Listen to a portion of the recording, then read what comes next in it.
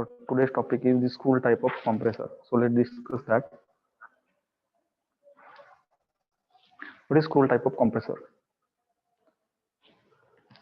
So this type of compressor are having scroll driven by the prime mover.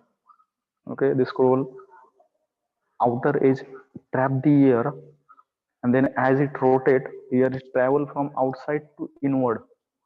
Okay, so that due to this transmission, the air is compressed due to reduction of area.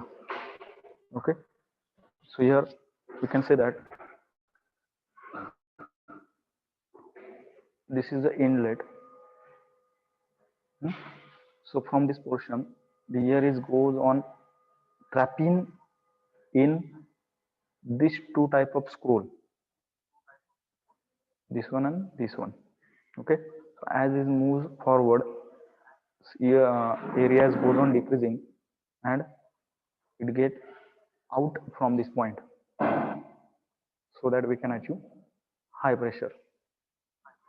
Okay, so this is all about scroll compressor. Thank you.